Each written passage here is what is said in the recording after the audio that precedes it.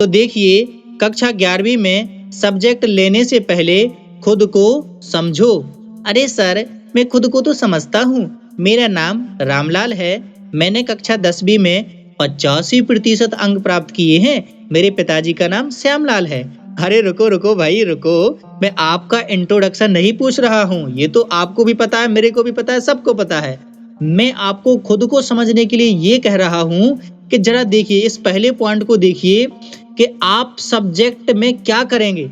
अरे सर, वही तो मैं आपसे पूछने के लिए आया हूँ। सब्जेक्ट में क्या करेगा का मेरा ये मतलब है कि भाई, चाहे आप एक लड़का हो चाहे आप एक लड़की हो, सब्जेक्ट तो आपको कक्षा 11वीं में ही चूज करना है, यदि आप लोग एमपी बोर्ड को बिलोंग करते हैं। ठीक है, तो देखिए, अब आपको ये सोचना है अपने दिमाग में, कि मुझे कौन सा सब्जेक्ट पढ़ने में अच्छा लगता है। आपको मैथ सब्जेक्ट अच्छा लगता है कि आपको बायोलॉजी सब्जेक्ट अच्छा लगता है कि आपको आर्ट सब्जेक्ट अच्छा लगता है कि आपको कॉमर्स सब्जेक्ट अच्छा लगता है कि आपको एग्रीकल्चर सब्जेक्ट अच्छा लगता है। ये आपको अपने दिमाग में पहले सोचना है। ये कैसे सोचोगे? आप लोगों ने कक्षा 10वीं में पढ़ाई की है। बिल्कुल सर, तभी तो मेरी 85 बनी है। हाँ, तो आपने मैथ को लगाया होगा, विज्ञान में बायोलॉजी को पढ़ा होगा अच्छे तरीके से, आप लोगों ने सामाजिक विज्ञान एसएसटी को पढ़ा होगा। तो आप ये देखिए कि मेरे सबसे ज्यादा नंबर किस में आए हैं। तो वो नंबर सबसे ज्यादा क्यों आए हैं? क्योंकि सबसे ज्यादा आपका इंटरेस्ट उसी सब्जेक्ट में रहा होगा, इसीलिए तो उसमें सबसे ज्यादा नंबर आए हैं। और आप ये भी देखिए कि आपको कौन सा सब्जेक्ट पढ़ने में बहुत अच्छा लगता है, किस सब्जेक्ट को लेकर के आप कई घंटों तक बैठे रहते हैं और बोर नहीं होते हैं। तो सबसे पहले आप अपना सब्जेक्ट चुन लीजिए कि मुझे कौन सा सब्जेक्ट अच्छा लगता है। ठीक है, चाहे आपका मैथ हो सकता है, आपका विज्ञान में बायोलॉजी हो सकता है, आर्ट में मतलब आर्ट के लिए आप सामाजिक विज्ञान ले सकते हैं, कॉमर्स देख सकते हैं या एग्रीकल्चर। अब आप लोग एग्रीकल्चर मतलब जिसमें खेती के बारे में होता है। ठीक है, तो सबसे पहले आप खुद को सोच लीजिए कि मुझे कौन सा सब्जेक्ट पढ़ने में बेहतरीन लगता है। इस पर आप लोग सबसे ज्यादा टाइम दीजिए कि आपको कौन सा सब्जेक्ट बहुत ज्यादा पसंद है, जिसमें आप लोग कई घंटों बैठ करके पढ़ाई कर सकते हैं। जब आप लोग अपने सब्जेक्ट को चूज करके क्लियर कर लें कि मुझे ये पढ़ने में बड़ा मजा आता है, फिर उसके बाद हम आगे बात करते हैं। फिर आप अपनी देखिए फील्ड का ये मतलब है कि आपने कक्षा 11वीं में मान के चलिए सब्जेक्ट को चुन लिया, कक्षा 11वीं में आपने सब्जेक्ट ले लिया। मेरी बातों को ध्यान से देखिए। अब कक्षा 11वीं के बाद आप लोग 5 साल में किस फील्ड में जाना चाहते हैं? किस फील्ड में जाना चाहते हैं का मतलब है कि आप आर्मी में जाना चाहते हैं, कि पुलिस बनना चाहते हैं, कि डॉक्टर बनना चाहते हैं, कि इंजीनियर बनना चाहते हैं, कि आप लोग पायलट बनना चाहते हैं, आर्मी में जाना चाहते हैं। यानी कि आर्मी में कई प्रकार की जो होते हैं ना, जैसे नेवी होता है और हमारी ये जल सेना होती है, थल सेना होती है। तो इन सब में आप किस में जाना चाहते हैं? कलेक्टर बनना चाहते हैं, तहसीलदार बनना चाहते हैं, पटवारी बनना चाहते हैं। अब इसके बाद सब्जेक्ट चुनने के बाद आप अपना क्या कर लीजिए, एक फील्ड चुन लीजिए कि मुझे इसमें जाना है। ठीक है, फील्ड चुन लेने के बाद आप लोग ध्यान दीजिए अपनी फाइनेंशियल कंडीशन पर। फाइनेंशियल कंडीशन का मतलब है कि आपके पास में आगे पढ़ाई करने के लिए रुपया पैसों की क्या व्यवस्था है। तो देखिए जरा, जैसे मान लीजिए कि आपके पास में बहुत ज्यादा पैसे हैं, तो आप एक लंबी प्लानिंग करके चल सकते हैं कि ठीक है, मुझे 5-6 साल बाद तो पैसों की कुछ जरूरत भी नहीं पड़ेगी, मेरे मम्मी पापा अच्छे से मुझे पढ़ा सकते हैं। तो आप एक ऐसा टारगेट बनाएंगे जहां से आप एक लंबी नौकरी के लिए आगे बढ़ेंगे, यानी कि आपको उसमें 5-6 साल लग सकते हैं, लेकिन उसके बाद में जब आपकी नौकरी लगेगी तो आपको बहुत ही बड़ा अमाउंट सैलरी के रूप में मिलेगा। तो ये आप लोग ये देखिए। या फिर ऐसा हो सकता है कि आप लोगों को पैसों की अभी एकदम से जरूरत है। ठीक है, अभी आप लोगों की आर्थिक स्थिति उतनी मजबूत नहीं है। ठीक है, यानी कि आपको पैसे अभी भी जरूरत पड़ती है। तो फिर आप लोग उसके अनुसार अलग ऐसा सब्जेक्ट चुनेंगे जिसमें आप लोगों की नौकरी तुरंत लगते जाए, मतलब 11वीं 12वीं या 1 2 3 4 साल में ही लग जाए। ठीक है, लगभग 3 साल के अंदर ही आपकी नौकरी लग जाए। तो आप लोग इन 3 पॉइंट्स को अच्छे तरीके से अपने दिमाग में सबसे पहले सोच लीजिए। ठीक है, इन तीनों को, मुझे कौन सा सब्जेक्ट पढ़ने में अच्छा लगता है, किस फील्ड में मैं जाना चाहता हूँ और मेरी घर की स्थिति कैसी है। ठीक है, यदि आप लोगों ने ये डिसाइड कर लिया तो फिर अब मैं ले चलता हूं आप लोगों को सब्जेक्टों की दुनिया में। मतलब तरह तरह के सब्जेक्ट आप लोगों को मिलेंगे। जैसे देखिए, हम लोग बफर में जाते हैं ना, तो बफर में हमें कई तरह के व्यंजन खाने के लिए मिलते हैं। वैसे ही कक्षा 10वीं के बाद जब आप 11 में पहुंचते हैं तो आपको बहुत सारे सब्जेक्ट यहाँ पर चुनने के लिए मिलते हैं। तो आइए अब हम लोग एक एक करके सारे सब्जेक्ट्स को बहुत ही डीपली तरीके में समझते हैं। ठीक है, तो चलिए शुरू करते हैं। तो चलिए, तो देखिए, यदि आप लोग साइंस स्ट्रीम लेते हैं, अब इसके लिए मैं थोड़ा सा कलर को चेंज कर लेता हूँ। चलो व्हाइट ले लेता हूँ। ठीक है, अब मान लीजिए आप लोग साइंस स्ट्रीम को चुनते हैं। साइंस स्ट्रीम का मतलब होता है कि आप लोग या तो पीसीएमबी सेलेक्ट करते हैं या फिर पीसीबी सेलेक्ट करते हैं। यानी कि आप कक्षा 11वीं में फिजिक्स केमिस्ट्री मैथ सब्जेक्ट लेते हैं या फिर फिजिक्स केमिस्ट्री बायोलॉजी सब्जेक्ट लेते हैं। यानी साइंस में ये दोनों ही आते हैं। फिजिक्स केमिस्ट्री चाहे मैथ हो चाहे फिजिक्स केमिस्ट्री बायोलॉजी हो, ये दोनों किसके सब्जेक्ट कहलाते हैं? साइंस के। ठीक है, तो देखिए इनमें सबसे पहले ऑप्शन आता है ए।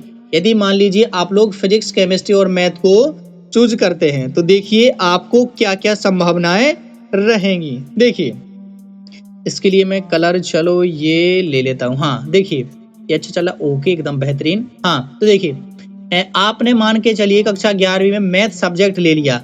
क्या ले लिया? कक्षा 11वीं में आप लोगों ने मैथमेटिक्स सब्जेक्ट यहाँ पर चुन लिया। तो मैथमेटिक्स में आपको फिजिक्स पढ़ने को मिलेगी, जो कि आप लोग कक्षा 10वीं में प्रकाश का परावर्तन, विद्युत के बारे में, चुंबक के बारे में पढ़ते आ रहे हैं। वही चीज है। ठीक है, केमिस्ट्री, रासायनिक अभिक्रिया और मैथ्स, ये 3 आपके मेजर सब्जेक्ट रहेंगे। इसके बाद हिंदी, अंग्रेजी, और आप यदि और कोई सब्जेक्ट लेना चाहते हैं तो ले सकते हैं। ठीक है, ये तो आपके रहेंगे ही रहेंगे। मतलब मेन आपके रहेंगे फिजिक्स, केमिस्ट्री और मैथ्स। इसके साथ में आपका क्या रहेगा? हिंदी, और साथ में क्या रहेगा यहाँ पर? इंग्लिश। ठीक है, और भी यदि आप लोग सब्जेक्ट लेना चाहते हैं तो ले सकते हैं। 5 मेन ही रहेंगे। ठीक, तो देखिए यदि आप लोगों ने कक्षा 11 मैथ ले लिया, कक्षा 11वीं और 12वीं में आपने बेहतरीन तैयारी की। किस एग्जाम के लिए? जेईई एग्जाम के लिए। ठीक है, जरा ध्यान से सुनते जाइए। जेईई एग्जाम के लिए आपने तैयारी की। ठीक है, जिसको हम लोग शॉर्ट में जेई भी बोल देते हैं। तो इस एग्जाम की तैयारी की। इस एग्जाम को निकालने के बाद, ठीक है, इसके देखो जो जेईई का एग्जाम होता है, इसके 2 एग्जाम होते हैं। एक होता है मेन एग्जाम, एक होता है एडवांस एग्जाम। तो दोनों एग्जाम को जब आप लोग निकाल लेते हो तो फिर आप लोगों को क्या मिल जाता है? एक कॉलेज मिल जाता है। आईआईटी कॉलेज यहाँ पर आप लोगों को मिल जाते हैं। जैसे कि IIT Bommai, IIT Delhi, IIT Madras, IIT Kanpur, ये यहाँ की बेहतरीन इंजीनियरिंग कॉलेज आप लोगों को मिल जाती हैं। और जब आप लोग इन कॉलेज में पढ़ाई करते हो, इन आईआईटीज में पढ़ाई करते हो, तो आप एक बेहतरीन स्टूडेंट बन जाते हो। ठीक है, लेकिन इन आईआईटीज में पहुंचने के लिए आपको क्या करना पड़ेगा? जेईई का एग्जाम क्वालिफाई करना पड़ेगा। और कक्षा 11वीं 12वीं में धुआंधार आपको मेहनत करनी पड़ेगी, क्योंकि इसमें लाखों बच्चे एग्जाम देते हैं। ठीक है, और जब इस आईआईटी से आप लोग निकलोगे तो या तो आप लोगों को कोई प्राइवेट कंपनी है वो उठा ले जाएगी। कहने का मतलब है कि आप लोग बेहतरीन तैयारी करेंगे, बेहतरीन प्रदर्शन करेंगे, तो आप लोगों को कंपनी अपनी यहाँ पर रख लेंगे जॉब के लिए। और आप लोगों को लाख, 20 लाख, 25 लाख तक का भी पैकेज यहाँ पर मिल जाता है। और किसी किसी को तो करोड़ भी रुपए मिलते हैं 1 साल के। ठीक है, तो जेईई का एग्जाम। और इसके बाद यदि आप लोग गवर्नमेंट जॉब्स में आना चाहते हो तो देखिए जैसे कि इंजीनियर बनते हैं यहाँ से जेईई में आईआईटी करने के बाद। सॉफ्टवेयर इंजीनियर बनते हैं, जो कि सॉफ्टवेयर के बारे में, सॉफ्टवेयर को डेवलप करते हैं। सॉफ्टवेयर क्या होते हैं, ये कैसे काम करते हैं, नए नए सॉफ्टवेयर बनाते हैं। आप लोग मैकेनिकल इंजीनियर बनते हैं, सिविल इंजीनियर बनते हैं, इलेक्ट्रॉनिक इंजीनियर बनते हैं। मतलब आपकी जो इंजीनियरिंग वाली लाइन है वो मैथ सब्जेक्ट लेने के बाद खुल जाती है। ठीक है, तो ये तो हो गया कक्षा 11वीं 12वीं में पढ़ने के बाद। 12वीं में ही जेईई का एग्जाम दो और आप लोग आईआईटी में पढ़ाई करो, फिर आप लोग ये बन जाओगे। ठीक है, या फिर आप किसी कंपनी में बेहतरीन पोस्ट पर चले जाओगे। ओके, लेकिन यदि आप लोग कक्षा 11वीं 12वीं में जेईई का एग्जाम नहीं देते हैं, ठीक है, अब इनके बारे में यदि आप लोग और डिटेल में जानना चाहते हो कि सॉफ्टवेयर इंजीनियरिंग क्या होता है, मैकेनिकल इंजीनियरिंग क्या होता है, सिविल इंजीनियरिंग क्या होता है, इलेक्ट्रॉनिक्स इंजीनियरिंग क्या होता है, तो आप लोग इनको पर्टिकुलर एक नाम को लेकर के सर्च कर सकते हैं और लिख सकते हैं ये क्या होता है। यदि मैं इनको समझाने के लिए बैठ जाऊं तो वीडियो काफी लंबा हो जाएगा, फिर आप बोर होने लगोगे। ठीक है, बस आप लोग ये समझ लीजिए कि इसमें ये बनते हैं। अब यदि आपका मन है कि मुझे यही बनना है, ठीक है, तो फिर आप लोग इसमें जानकारी प्राप्त कीजिए। और यदि आप लोग चाहते हैं कि मैं आप लोगों को बताऊं तो एक प्यारा सा कमेंट कर दीजिए, मैं जल्दी आप लोगों को बता दूंगा। ठीक है, अब मान लीजिए आप कक्षा 11वीं 12वीं में जेईई का एग्जाम नहीं देते हैं, लेकिन आप लोगों ने मैथ ले लिया, तो फिर आप कक्षा 12वीं के बाद कॉलेज में जाएंगे, वहां पर बैचलर डिग्री अपना बीएससी करेंगे, फिर उसके बाद हो सकता है कि आप मास्टर डिग्री एमएससी कर लें। तो इसके बाद आप लोग साइंटिस्ट बन सकते हैं। साइंटिस्ट बनने के लिए आपको एनईटी नेशनल एलिजिबिलिटी टेस्ट देना होगा। ये टेस्ट देने के बाद जब कहीं नौकरी निकलेगी इसरो में या डीआरडीओ में, जो हमारे इसरो होता है ना, इंडियन स्पेस रिसर्च ऑर्गेनाइजेशन, ये होता है ना हमारा, जहाँ पर जो रॉकेट बनाए जाते हैं, रॉकेट साइंस चलती है, तो इनमें आप लोग साइंटिस्ट बन सकते हैं। ठीक है, या फिर आप लोग कॉलेज में प्रोफेसर बन सकते हैं। यदि आपका पढ़ाने में मन लगता है और आप बड़े लेवल के टीचर बनना चाहते हैं, यानी कॉलेज में पढ़ाना चाहते हैं, तो नेट एग्जाम क्वालिफाई करके आप प्रोफेसर भी बन सकते हैं। और यदि आपका साइंटिस्ट बनने का चाहे तो आप बीएससी कीजिए, एमएससी कीजिए और साथ में इन एग्जाम को भी देते रहिए। ठीक है, अब बात आती है आगे कि आप लोगों को कोई का मतलब हो, जैसे मुझे सरकारी नहीं करनी है, प्राइवेट करनी है, तो डेटा साइंटिस्ट बन सकते हैं, स्टैटिस्टिशियन बन सकते हैं। ये क्या होते हैं आप लोग सर्च कर सकते हैं, इतना तो आप लोग कर ही लेंगे। ठीक है, और यदि सैलरी की बात करें तो भाई साहब 25,000 से लेके 1 लाख तक पर महीने आप लोगों को मिल सकती है। ठीक है, जैसा आप लोग प्रदर्शन करेंगे वैसी। तो ये था भाई हमारा साइंस में ऑप्शन ए यानी कि मैथ सब्जेक्ट। अब देखते हैं हमारा ऑप्शन बी, जो कि हमारा कौन सा भाई साहब, बायोलॉजी सब्जेक्ट। तो देखिए जरा ध्यान से देखिए, इसको मैं थोड़ा कलर चेंज कर लेता हूँ। हाँ ये वाला ठीक है, चलो इसको नहीं, ये मैं ले लेता हूँ ब्लैक। ओके, हाँ देखिए, यदि मान लीजिए आप कक्षा 11वीं में फिजिक्स, केमिस्ट्री और बायोलॉजी यानी कि आप बायोलॉजी सब्जेक्ट ले लेते हैं, तो जैसे मैथ के लिए जेईई का एग्जाम होता है, वैसे कक्षा 11वीं और 12वीं में धुआंधार पढ़ाई करके NEET यानी कि नीट का एग्जाम होता है। नीट का एग्जाम क्वालिफाई करने के लिए आपकी मेडिकल लाइन खुल जाती है। यानी कि आपका ड्रीम ये है कि मुझे तो डॉक्टर ही बनना है, मुझे और दुनिया में कुछ नहीं करना है, तो आप लोगों को फिर कक्षा 11वीं में बायोलॉजी सब्जेक्ट लेना चाहिए, जिसके साथ फिजिक्स, केमिस्ट्री और आपकी बायोलॉजी रहेगी। ठीक है, मेन सब्जेक्ट में आप कक्षा 11वीं और 12वीं में तैयारी करेंगे, 12वीं में ही नीट का एग्जाम देंगे।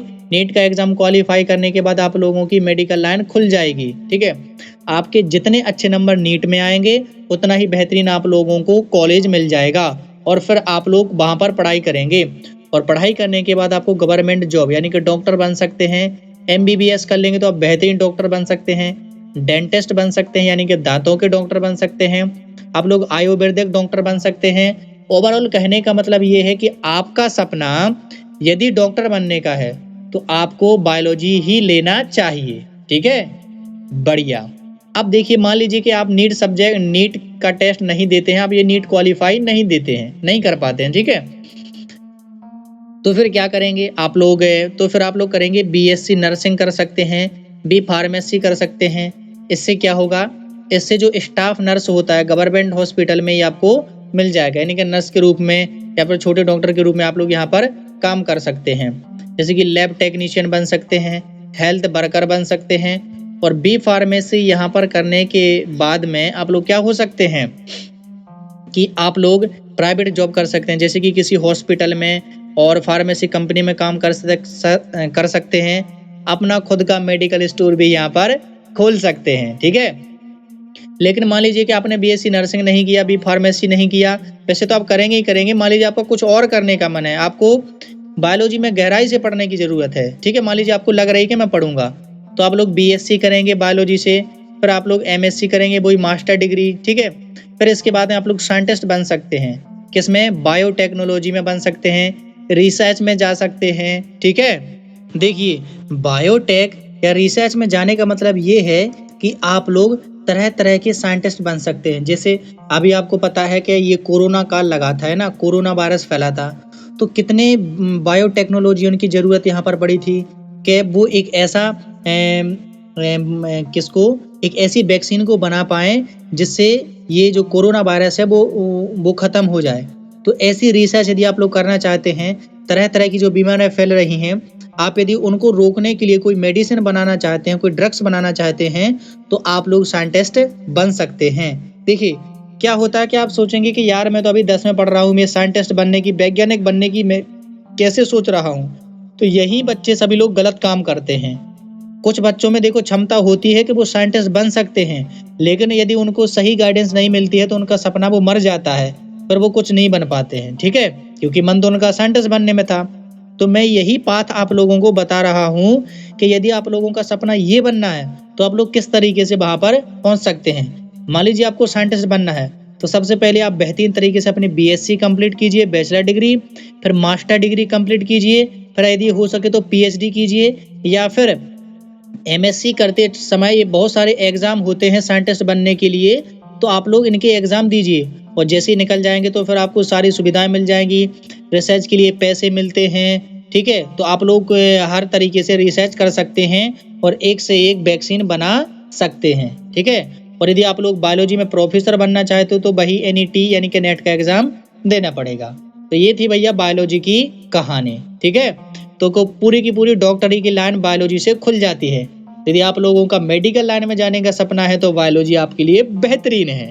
ओके, चलिए देखते हैं आगे। तीसरा आ जाता है यहाँ पर हमारा भैया कॉमर्स स्ट्रीम। चलिए मैं थोड़ा सा कलर चेंज कर लेता हूँ। कौन सा स्ट्रीम आ जाता है यहाँ पर? Commerce stream. कॉमर्स तो सर मैंने सुना ही नहीं था, ये कहाँ से आ गया? इसको बोलते हैं वाणिज्य शास्त्र। ठीक है, तो देखिए जरा, ये देखिए, अगर आप लोग कक्षा 11वीं में कॉमर्स यानी कि वाणिज्य शास्त्र ले लेते हैं तो आपको बेसिक अकाउंटिंग यानी कि जो अकाउंटिंग होती है उसका बेसिक क्या है ये आप लोगों को पता चल जाएगा।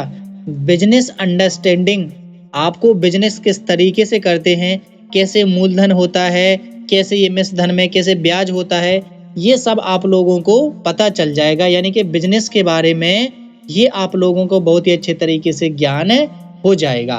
ठीक है, अब मान लीजिए आपने कक्षा 11वीं में कॉमर्स सब्जेक्ट ले लिया, तो आप लोग कक्षा 12वीं के बाद टेली ऑपरेटर बन सकते हैं, बिलिंग असिस्टेंट बन सकते हैं। ये जो बिलिंग करते हैं ना, मतलब बहुत सी फास्ट बिल बना कर दे देते हैं, तो वो आप लोग बन सकते हैं। मान लीजिए कि आप लोगों ने आगे पढ़ाई की 12वीं के बाद बीकॉम किया, तो आप बैंक में क्लर्क बन सकते हैं, पीओ बन सकते हैं, एलआईसी में जा सकते हैं, सीए बन सकते हैं, सीएस बन सकते हैं, सीएमए में जा सकते हैं। यानी कि बैंक में बहुत बड़ी बड़ी पोस्टों पर आप लोग जा सकते हैं। ठीक है, जैसे कि पीओ, इनमें आप लोग जा सकते हैं। बैंक में जो बैंक मैनेजर होते हैं, बड़ा मैनेजर होता है, पैसे बांटने वाले होते हैं, कैसे विड्रॉ करने वाले होते हैं ना जो, तो आप लोग ये बन सकते हैं। यानी मेरे कहने का मतलब ये है कि कॉमर्स सब्जेक्ट वही स्टूडेंट चुनेंगे जिनका सीधा सीधा ये मकसद है कि भाई मुझे तो बैंक में जाना है और एकदम से लाखों करोड़ों रुपए देखने के यार कैसे होते हैं। ठीक है, तो आप लोग बिल्कुल कॉमर्स ले सकते हैं। या जिसको बिजनेस करना है, दुकान डालनी है, बड़ा बड़ा बिजनेस खोलना है, तो आप कॉमर्स सब्जेक्ट ले सकते हैं। ओके, इसके बाद में आप बी कॉम करने के बाद एम कॉम करेंगे या फिर आप एमबीए करेंगे तो बैंक में ऑफिसर बन सकते हैं, फाइनेंस मैनेजर बन सकते हैं। जो बड़े बड़े जैसे हम ट्रैक्टर लेने जाते हैं, कोई गाड़ी लेने जाते हैं, जो फाइनेंस करते हैं ना, तो किस रेट पे करना है, कैसे हमें फायदा मिलेगा। ठीक है, तो इस तरीके के आप लोग फाइनेंस मैनेजर भी बन सकते हैं। तो ये बेस्ट किसके लिए है सब्जेक्ट? जो बिजनेस करना चाहते हैं, जो मनी पैसे रखना चाहते हैं और इंटरेस्ट ब्याज में बहुत ही इंटरेस्ट है उनका कि पैसे कैसे आएंगे। ठीक है, तो ये आप लोग ले सकते हैं। ठीक है, ये कॉमर्स उन्हीं विद्यार्थियों के लिए बहुत ही बेस्ट है जो बैंकिंग में जाना चाहते हैं। ठीक है, अब देखते हैं आगे। तो नेक्स्ट स्ट्रीम है हमारी भैया एग्रीकल्चर। एग्रीकल्चर यानी कि भैया हमारी खेती से रिलेटेड। अब देखिए ये कौन कौन ले सकता है भाई? ले तो देखो सभी सकते हैं, लेकिन जिसमें रुचि होगी वही लेगा, यानी कि जिसको उस सब्जेक्ट में इंटरेस्ट होगा।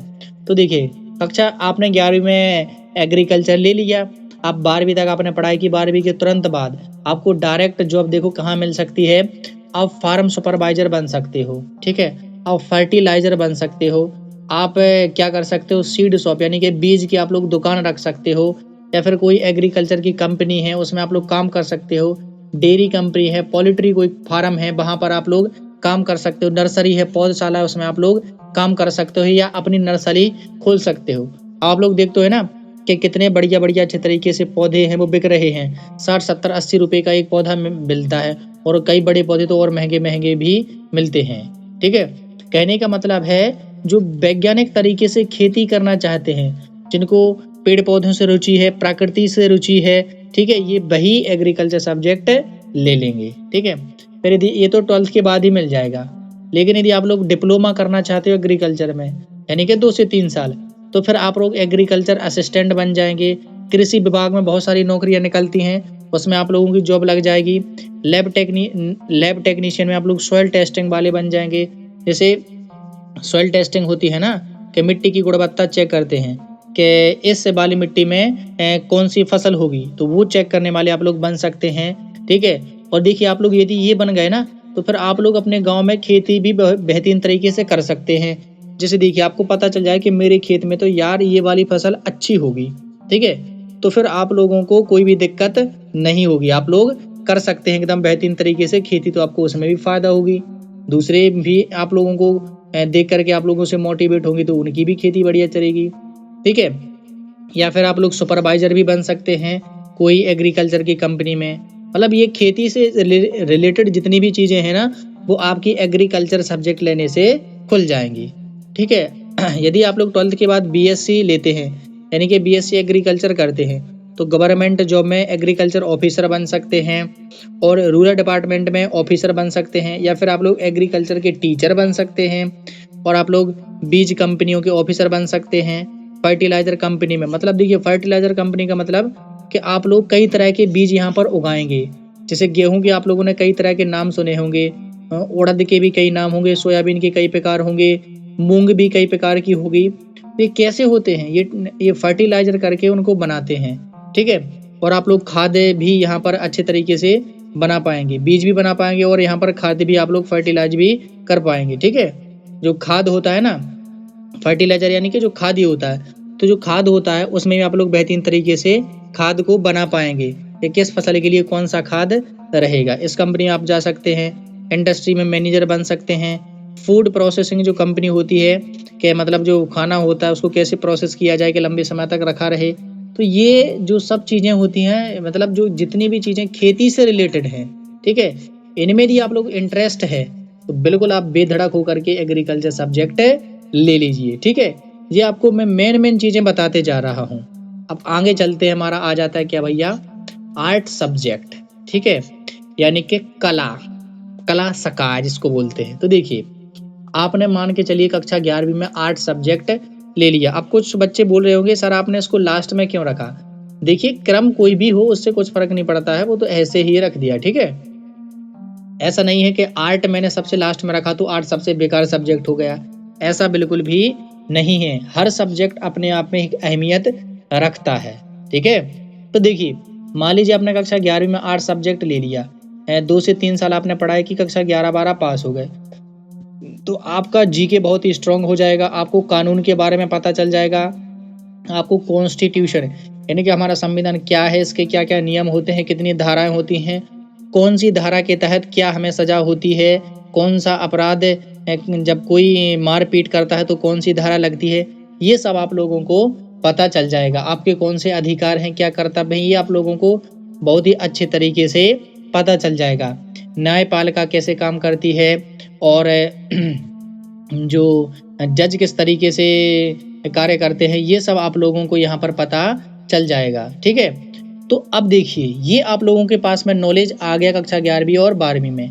इसके बाद अगले 5 साल में आप क्या कर सकते हैं, गवर्नमेंट जॉब ले सकते हैं। कैसे, बीए करने के बाद जैसे आप लोग पुलिस में जा सकते हैं, टीचर बन सकते हैं। जैसे डीएड या बीएड करने के बाद आप लोग सी टेट या स्टेट टेट का एग्जाम देने के बाद आप लोग क्या बन सकते हैं, टीचर बन सकते हैं।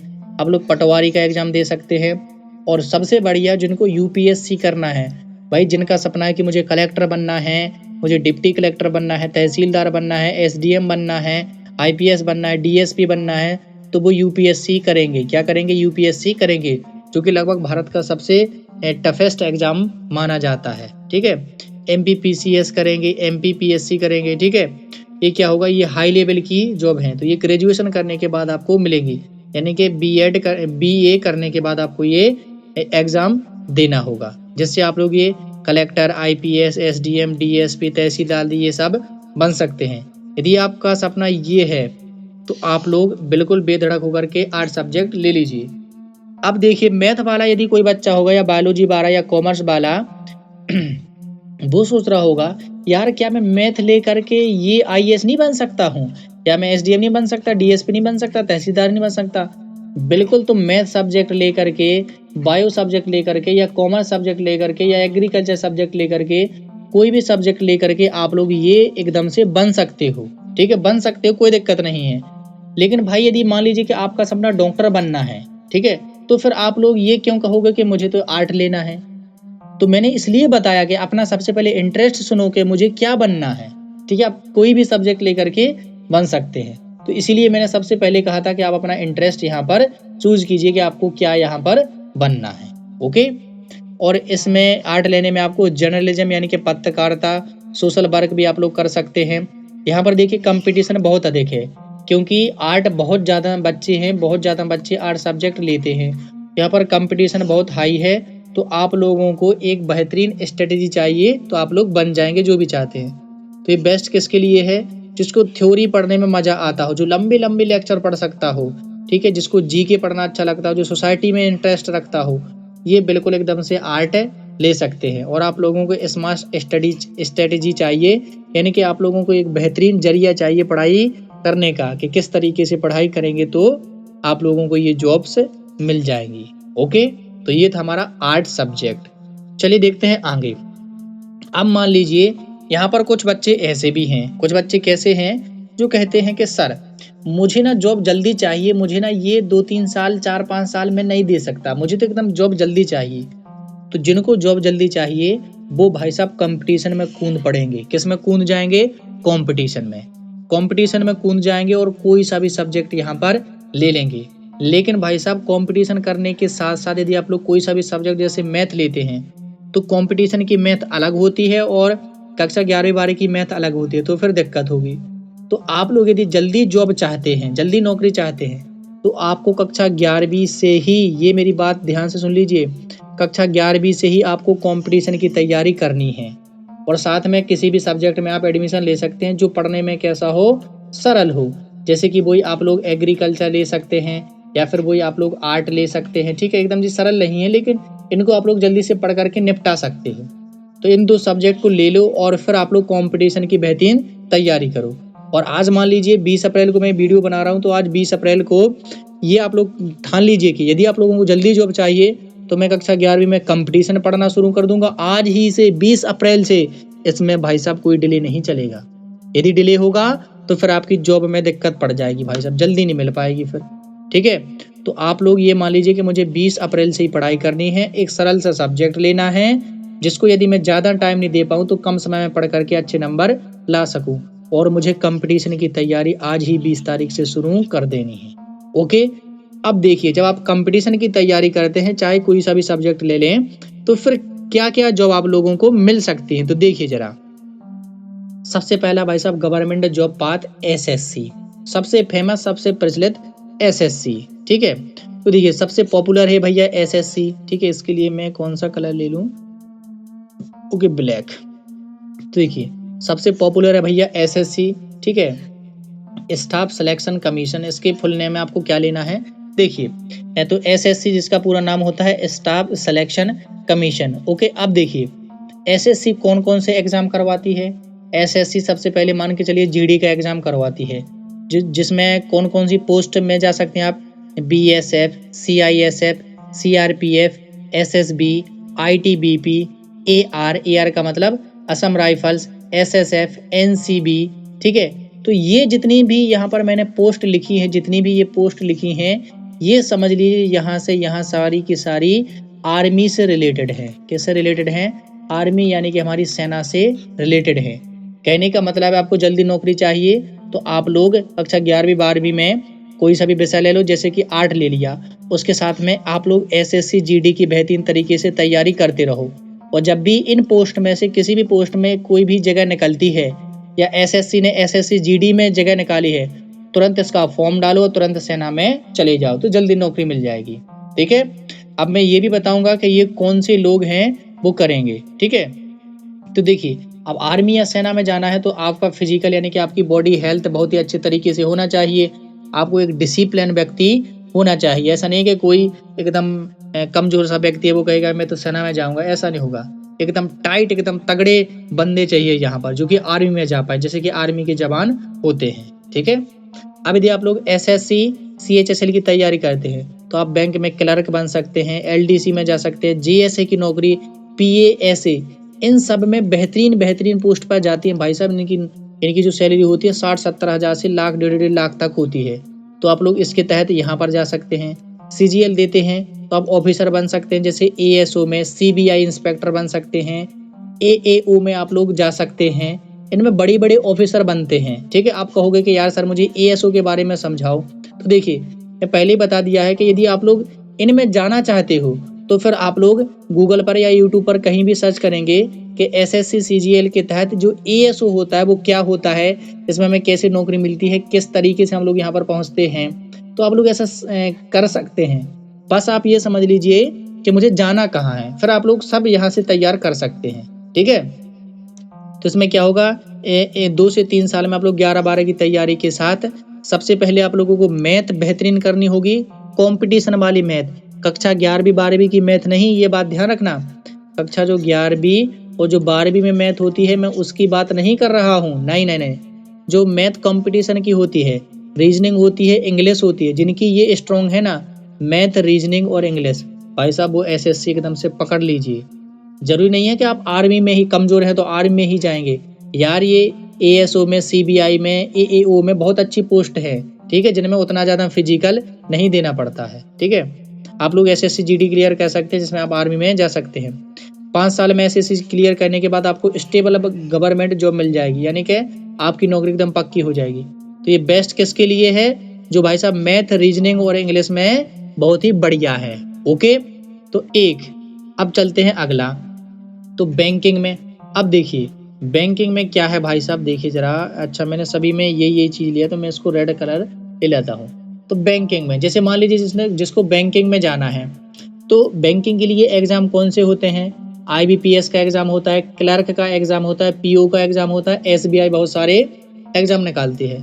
तो इन एग्जाम्स को आप लोग दो, कक्षा 11वीं-12वीं में ही तैयारी करते रहो, किसकी, कंपटीशन में, बैंकिंग की। कक्षा 11वीं-12वीं में विषय तो आपने कोई सा भी ले लिया, लेकिन साथ में तैयारी किसकी करती रहो, बैंकिंग की। यानी कि जो भी कंपटीशन में बैंकिंग की पढ़ाई करवाता हो वहां पर आप लोग जा सकते हैं, क्योंकि वहां पर IBPS में, क्लर्क में, PO में, SBI में किस तरीके के क्वेश्चन पूछते हैं वो उसी की तैयारी करवाते हैं। तो आप लोग बैंकिंग की तैयारी कर सकते हैं कक्षा 11वीं-12वीं के साथ ही। ठीक है, आप लोग 2 से 3 साल में ग्रेजुएशन करने के बाद, ठीक है, आपकी जो स्पीड है वो बन जाएगी, कैलकुलेशन है वो भी इम्प्रूव हो जाएगी। तो 5 साल में आप लोग क्या बैंक के PO, SO या लोन ऑफिसर बन सकते हैं। इसमें बैंक में प्रमोशन बहुत जल्दी होता है। ठीक है, तो ये बेस्ट किसके लिए है, जिसकी स्पीड अच्छी है, जो कैलकुलेशन बहुत जल्दी करते हैं, कैलकुलेशन बहुत फास्ट है, जैसे गुणा भाग करना, ब्याज निकालना, घनमूल निकालना, ये बहुत ही स्पीड में जो कर पाता है बैंकिंग का काम, उसके लिए बहुत ही बढ़िया है, ये जॉब आप लोग ले सकते हैं। अगला है भैया तीसरा, रेलवे। जिसको भी रेल में जाना हो, जो कि RRB यानी कि रेल में जाना चाहता है, जिसका सपना है कि मैं तो भाई रेल चलाऊंगा, है ना, मुझे तो रेल में TT बनना है, तो आप लोग ये दे सकते हैं। जैसे रेलवे में कौन कौन से एग्जाम होते हैं, RRB में NTPC, ALP, JE, RPF, ये रेलवे पुलिस फोर्स होती है। ठीक है, जो कि पुलिस सुरक्षा कर्मी होते हैं ना। ग्रुप D में भी, जो कि ये तो ग्रुप D है, 10 के बाद ही होती है, यानी के बाद आप रेलवे का एक एग्जाम होता है ग्रुप D का, जिसमें भी अच्छी पोस्ट होती हैं, आप कक्षा 10वीं के बाद ही दे सकते हैं। ठीक है, तो आप लोग ये दे देंगे तो आप लोगों को बहुत ही अच्छी सी जॉब मिल जाएगी। और यदि आप लोग आगे पढ़ाई करते हैं कक्षा 12वीं के बाद, तो फिर आप लोग NTPC ग्रुप D में आपकी एंट्री एकदम सरल हो जाएगी।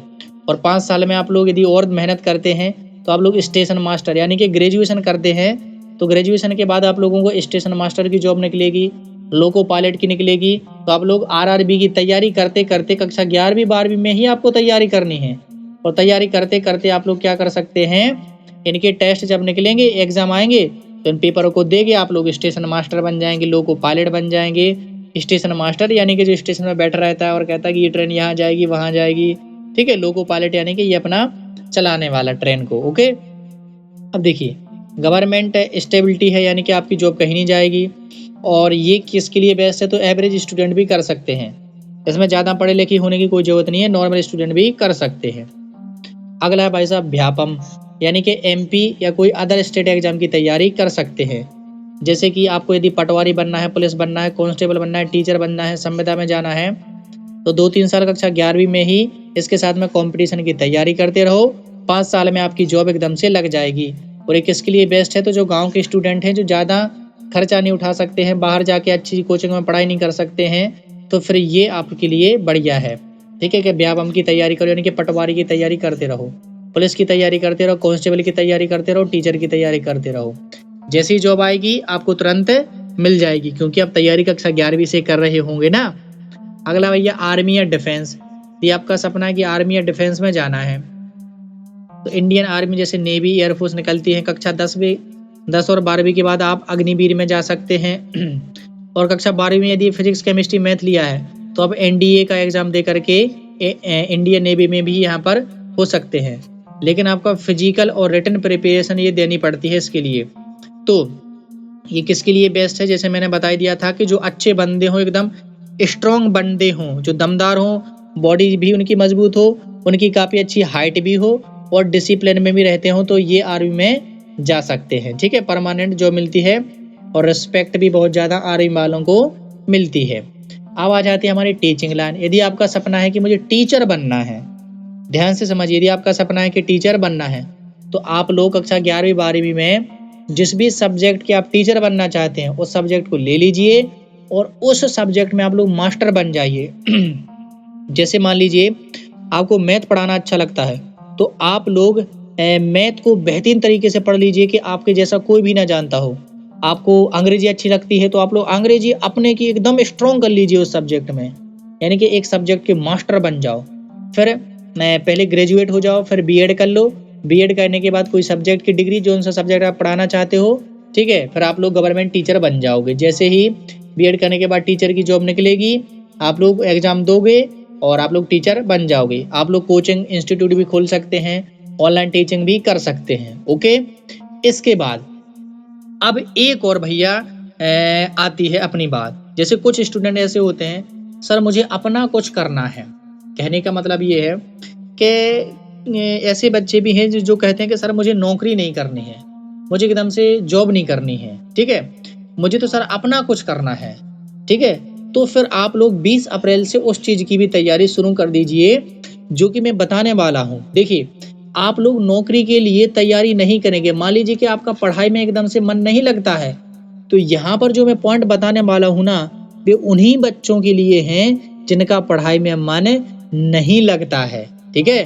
तो आइए मैं उनके लिए भी आया हूँ जो कहते हैं कि सर मुझे पढ़ना नहीं है, लेकिन मुझे पैसे भी चाहिए, तो मैं कहाँ से लाऊंगा पैसे, बिना पढ़े नौकरी लगेगी नहीं।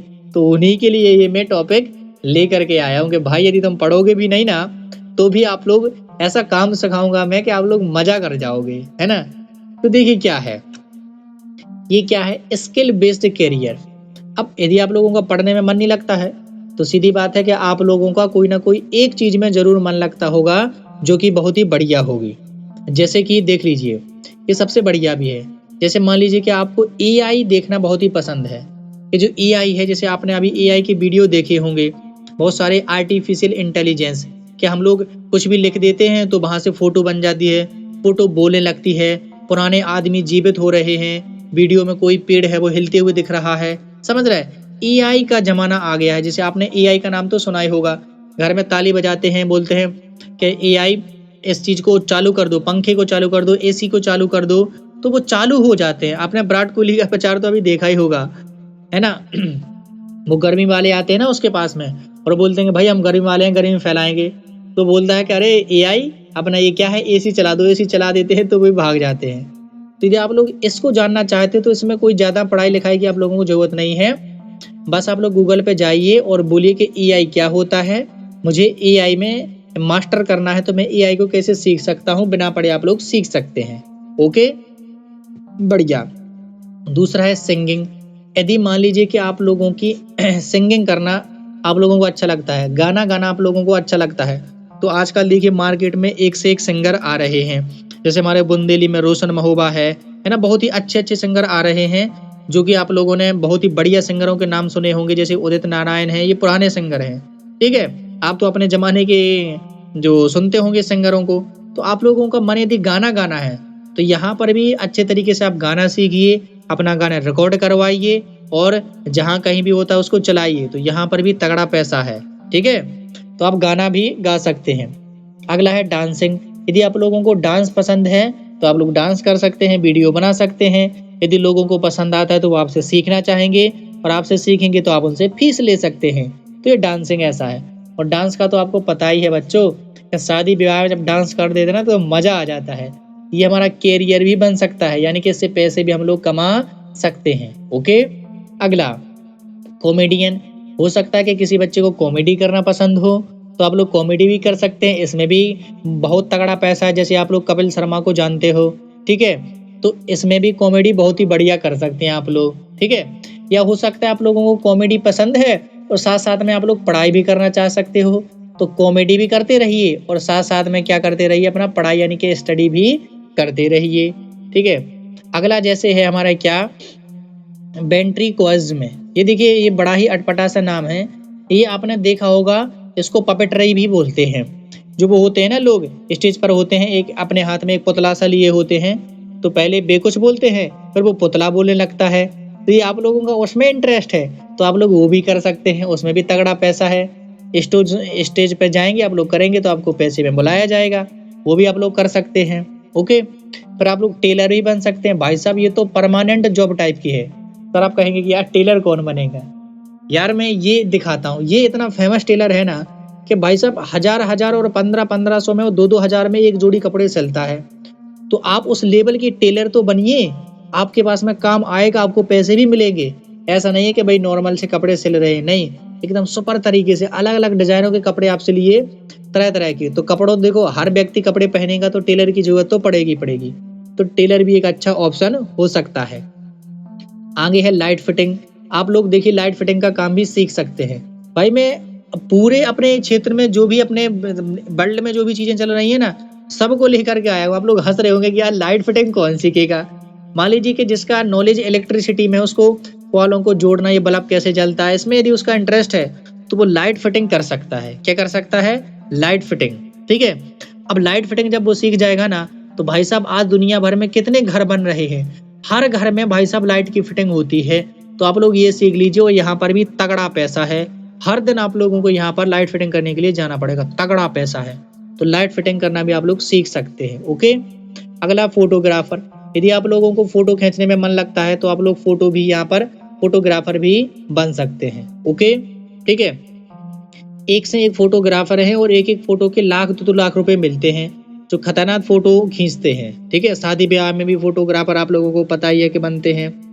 यदि आप लोगों का वीडियो एडिटिंग में मन लगता है तो आप लोग वीडियो एडिटर भी बन सकते हैं। जैसे कोई प्लेन पर बैठा है और उड़ते हुए जा रहा है, कोई जादू से गायब हो जाता है, तो वो जादू से कोई गायब नहीं होता है। किसी की गर्दन कट जाती है, चाकू घुसा देते हैं, बंदूक की गोली से गोली आदमी मर जाता है, फिर वो अगली फिल्म में जीवित हो जाता है। तो ये सब वीडियो एडिटिंग का कमाल होता है। तो ये यदि आपको पसंद है तो ये भी आप कर सकते हैं। ओके। अगला है ग्राफिक डिजाइनर।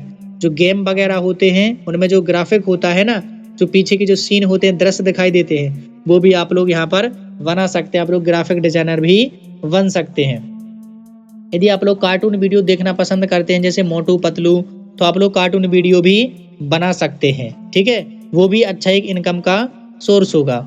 और यहाँ पर आप लोग ब्लॉगर भी बन सकते हैं, जैसे कि आपने सौरभ जोशी को देखा ही होगा, बहुत ही फेमस ब्लॉगर है। तो आप लोग वैसे भी ब्लॉगिंग कर सकते हैं, कोई नया सीन दिखा सकते हैं, अपने डेली दिन जो भी आप कर रहे हैं उसको दिखा सकते हैं, या आप कहीं घूमने गए तो उसको दिखा सकते हैं, कोई ताजमहल आगरा वगैरह ऐसे गए घूमने तो वहां पर भी दिखा सकते हैं, या कोई भी आप लोग जो दिखाना चाहते हैं, आपको पता ही है कि ब्लॉगिंग कैसे करते हैं, आप वो भी कर सकते हैं, ठीक है। आप म्यूजिक प्रोड्यूसर बन सकते हैं। जैसे आपने गाने सुने होंगे, तो गाना तो होगा, एक होगा गाने वाला, फिर दूसरा होता है एक गाने को बनाने वाला, यानी कि जो म्यूजिक है, जो ढिकचिक ढिकचिक डड डड डड डड डड डड डा, ये जो म्यूजिक बनता है ना, वो कैसे बनता है, ये भी आप लोग बनाना सीख सकते हैं। ठीक है, अब आगे क्या है, इंस्ट्रूमेंट प्लेयर, ये तो आप लोग करते होंगे। इंस्ट्रूमेंट प्लेयर का मतलब है जैसे आपको ढोलक, तबला, नगरिया, बांसुरी, तानपुरा और अपना ये क्या बोलते हैं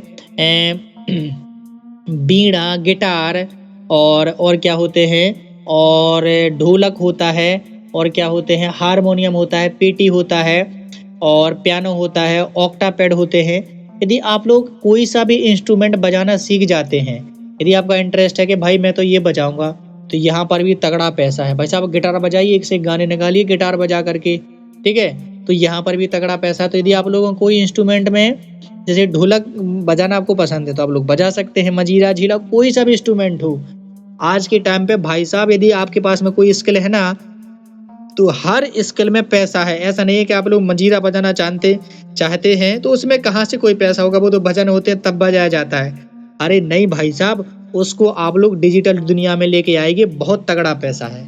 ओके, अब देखिए शॉपकीपर, हो सकता है कि आप एक दुकानदार बनना चाहते हैं, तो अभी कक्षा 10वीं 11वीं से ही आप लोग अपनी दुकान रख लीजिए और आप लोग बेहतरीन आगे करने लगेंगे। ऐसा नहीं है कि आप लोगों ने कक्षा 11वीं 12वीं पढ़ ली और कॉलेज भी कर लिया, अब बाद में आप लोगों के पिताजी ने आप कुछ नहीं कर पा रहे हैं, तो दुकान धरवा दी है, तो आप ग्रेजुएट होने के बाद, कॉलेज की पढ़ाई करने के बाद अब दुकान चला रहे हैं। उससे अच्छा है कि आप कक्षा 11वीं में ही दुकान रखवा लो और एकदम से दुकान चलाओ। तो भाई ये है स्किल बेस्ड कैरियर। और भी है क्या, हाँ, होम डेकोरेटर, ये भी आप लोग बन सकते हैं, होम डेकोरेटर। तो यहाँ पर मैंने 15 प्लस आप लोगों को ये बताए हैं, 15 से ज्यादा मैंने आप लोगों को स्किल बेस्ड कैरियर बताए हैं, जिनमें आप लोगों को पढ़ने की कोई जरूरत नहीं है। बस ये काम आप लोगों को हो गया तो आपके पैसे ही पैसे हैं। होम डेकोरेटर मतलब शादी विवाह होती है, हल्दी का फंक्शन होता है, जो घर सजाया जाता है ना, तो वो आप लोग बेहतरीन सजाने वाले भी बन सकते हैं। उसमें तो तगड़ा पैसा मिलता है, जितना सुंदर आप लोग सजाओगे उतने तगड़े पैसे मिलेंगे भाई। तो ये थी 15 प्लस स्किल बेस्ड कैरियर। अब मैंने आप लोगों को देखिए हर एक चीज को बता दिया है कि स्किल बेस्ड कैरियर कैसे होता है।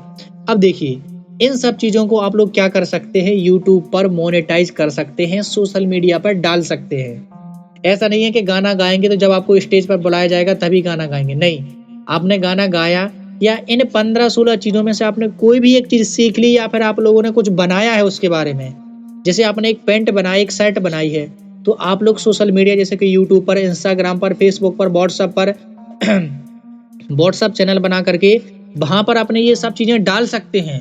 तो यूट्यूब पर भी आपको पता है कि कितना पैसा है, इंस्टाग्राम पर कितना पैसा, फेसबुक से भी पैसे मिलते हैं।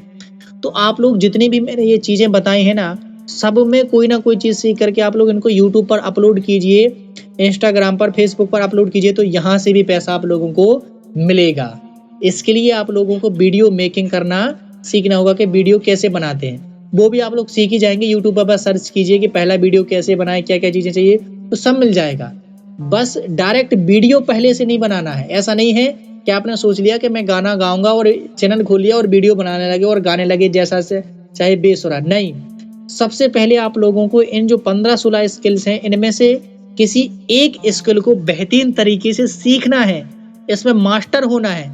कई गाने आपको गाना है, जैसे टेलर बनना है तो कई कपड़े सिलना है, फोटोग्राफर तो कई तरह की फोटो खींचना है, ब्लॉगर तो कई तरीके की ब्लॉगिंग शूट करनी है, और अगर आप लोग इंस्ट्रूमेंट बजाते हैं तो उसको बेहतरीन तरीके से बजाना सीखना है। इसके बाद में आप लोग उसको यूट्यूब पर अपलोड कीजिए, फिर देखिए यहाँ से तो कमाई होगी होगी और यूट्यूब से भी कमाई होगी, तो दोनों जगह से एकदम बल्ले बल्ले हो जाएगी। ठीक है, तो ये थे भैया आप लोगों की फ्यूचर की प्लानिंग।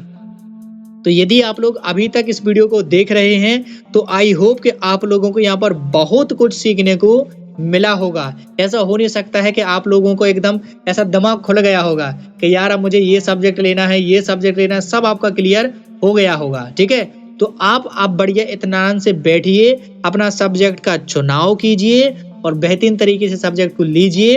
और यदि आपको थोड़ी सी भी हेल्प मिली हो या इन फ्यूचर में मिलेगी तो इसी वीडियो पर आकर के आप लोग एकदम से मुझे थैंक यू बोल सकते हैं, या फिर कह सकते हैं यार आपने बहुत बढ़िया बताया था। ठीक है, और चलिए मैं मिलता हूँ आप लोगों को नेक्स्ट वीडियो में। इसी तरीके से आप लोग पढ़ते रहिए, मस्त रहिए, अपनी कोई भी स्किल सीखते रहिए। और चलिए मैं चलता हूँ और आप लोग अपनी जर्नी को स्टार्ट कर दीजिए आज ही से, 20 जुलाई 2026 से। ओके, चलिए टाटा बाय बाय, जल्द ही अपन लोग मिलते हैं आपकी सफलता के साथ।